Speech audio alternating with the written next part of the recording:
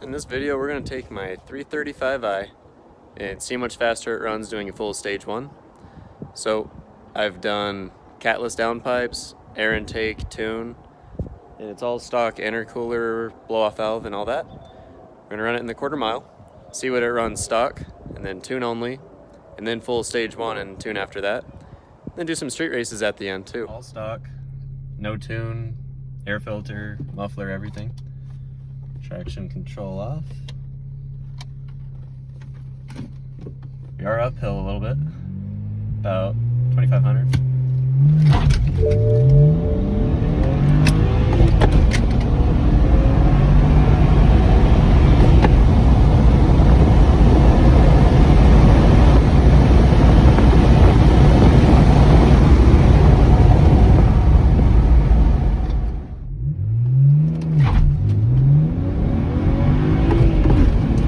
It doesn't feel like it's pulling any harder. Kinda. But shift's good. I think, yeah, that was good. I can't really 335i stick shift. And it's an Xdrive. Not a single thing ever done to it. And we're gonna ruin that. So the goal for the car is to see if the myth is true. We're gonna buy a $8,000 BMW bone stock, put a couple $100 on it, and try and run a full second faster in the quarter mile. See how that goes. I'm gonna do that by just got an air filter kit with the stock location and just the bolt-on one from ARM. Catless downpipes for the Xdrive. The Facebook special, we have a deleted catback I found for $100 on Facebook Marketplace. And last part is the eBay catch can for $45. And we got the Facebook special Cobb tuner with a lot of tunes already flashed on it. And I know MHD is better, but this is my daily. That's my race car. Could give a shit. All right, the first thing we're gonna do is figure out if that rear-wheel drive exhaust catback is gonna fit on my Xdrive. Probably should. The difference should only be in the downpipes right here. Rumor has it I got to lift up the engine, take out a motor mount, unbolt the K-member a little bit, and get it out from the side. See how that goes. First step, I need to get it up in the air, but I only have one set of jack stands, so we need to put the wheels on the other car and get the jack stands. How we doing, Dan? Dan's doing bad. All right, step 1, you start ripping shit off. You take off those two covers, take off your cabin filter, pull this harness connector doohickey out, and then it's just big plastic piece comes out. You got some harnesses that'll lay in the way and go from there. Ew. All right, and just high five to B. Air filter's not that dirty. I mean, yeah, it needs replaced. It's like 15,000 miles on it, so fuck it. So the, obviously, charge outside air comes in, goes through the filter, and down through the two turbos. One wraps around the front, one wraps around the back. All right, so I pulled these three connectors off their little retainers. Unclipped one hose clamp there, one right here. Give it a yank, and there we go. Got our air box out. We definitely have a little bit of residual oil that I was expecting. So I'm gonna hook up the air filters and my catch can kit to keep that away from next time. Then onto the oil change and exhaust. So what the catch can does that got assembled now, just clips on the strut tower rail and takes that hose through the filter. And I think there's a check valve in there, so that way when it's under boost, it'll shut off and not blow boost into the valve cover. All right, so that's strike one for BMW engineers. It has these little clips where the sides of it will pinch around the tab. And that sucked. I broke one on each side, and oh well, it's probably going in the trash. All right, so the $45 Amazon special catch can is kicking my ass because the tube is about the same fucking size it has to fit over. So I just pulled this one out to be easier to work on. Try and get that up and over it, see how that goes. Got the catch can hooked up. Put in the air filter tubes. All right, we got the air filters on. The catch can back there. Still need to tighten it up. All the stock parts. Now we're ready to do the downpipes and cat back. Dan needs to jack up the car there. It's on H&R Sport Springs for Xdrive here, and not too shabby. I just ghetto fabulously spray painted the wheels gold. Better than silver, barely.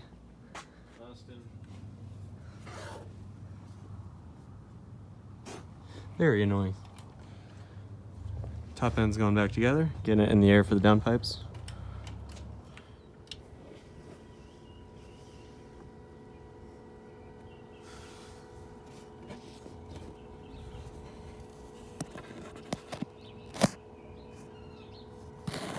Oh boy. Alright, I took off the cover and I unplugged the lower O2 sensors.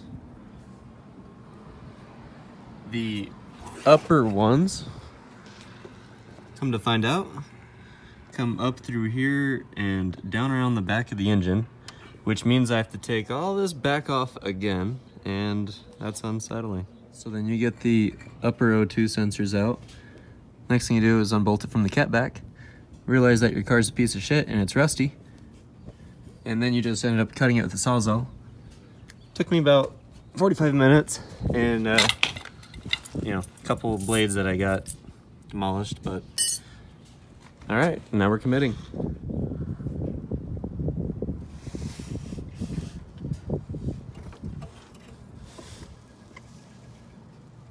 See how that goes? No fucking way.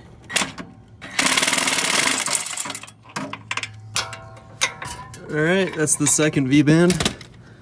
And let's see how much of a pain in the ass it is to get out.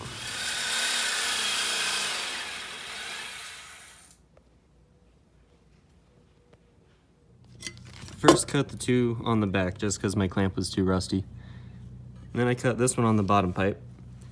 That took about genuinely 3-4 hours. Mini saw blades, trip to Harbor Freight. This side, the rear one, came out in 4 minutes after this one came out. All right, this is where we leave it for day 2. Got the factory downpipes out. Need to try and get those O2 sensors out. They're probably rusted in there. I PB blasted them for the evening. Either way, new or those ones, I'll get them in these, put it back together, and try and move on with my life, because this is pretty awful. Got 2 out of 4 so far. Working all right, working all right. All right, it's now the next weekend. We got that clamp off for the 2 tubes up there. We got the X brakes off. Goes along here. And again, my car's rustier than fuck. Probably the rustiest one on YouTube. But these came out just fine.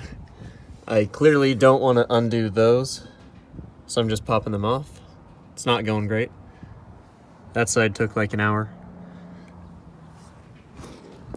Then I got this hanging on by a thread.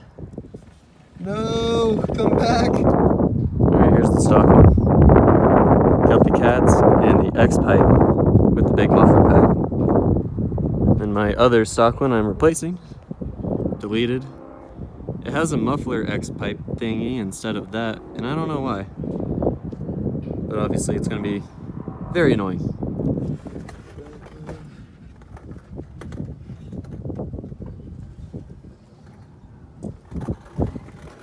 Might be squeezing these catch can hoses just a little bit. Yeah, they're fine. Silicone. Silicone. There it goes. Yep, yep. And that's the max we could lift with this. With that, A-frame. okay. Yeah, I might just put the hoist on it and see what we got. I'm gonna wiggle it in. All right, so we undid the 2 motor mount bolts, loosened up the coolant line up front, and undid the 3 right here, enough to just fit that in. Got the downpipes on and the O2's on. And zipping the subframe back up.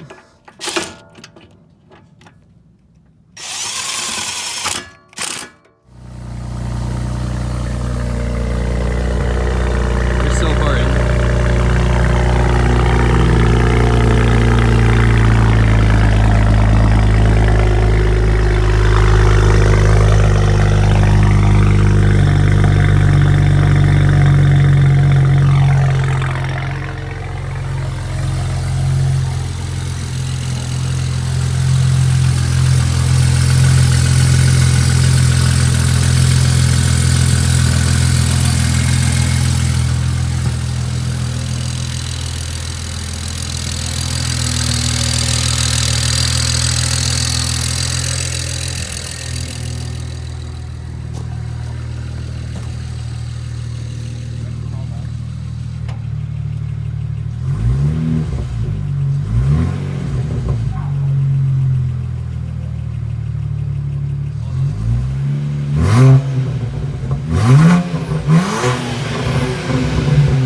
Go.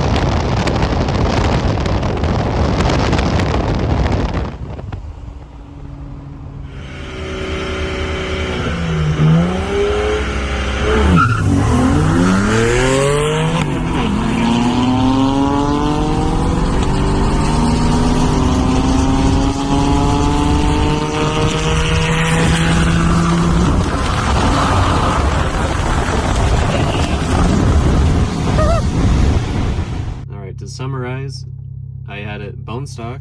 We ran it here on the quarter mile. This is a very uphill road, and it did the 14.3. Then tune only, did 13.8. After that, we did the full stage one. So I did the downpipes, air filter, coil packs, catch can, oil change, and small stuff. Took it for that night of street racing. And then now we're back in the same spot. Got about the same amount of gas. It's been 200 miles later, and we're gonna run it in the quarter mile, see if it's a full second faster or close enough. I think it's a prediction it's gonna feel like it is. So I got my draggy on, and let's do a pass.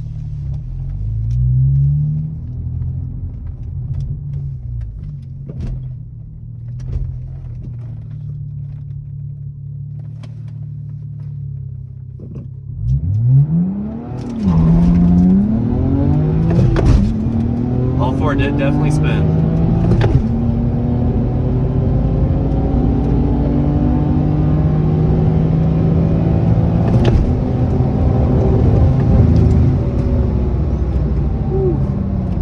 Gonna come to a safe stop here in the legit 25 mile per hour zone. It's just camera tricks.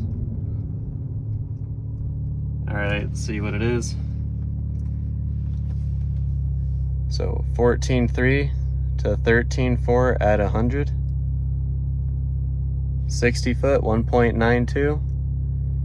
And we started at 2.19. So it gets it a lot more out the hole. I'm also launching a little harder RPM. All in all, I got less than $600 into this in performance parts on top of the car. These are getting affordable now. It's cheaper than a new Civic. Highly recommend.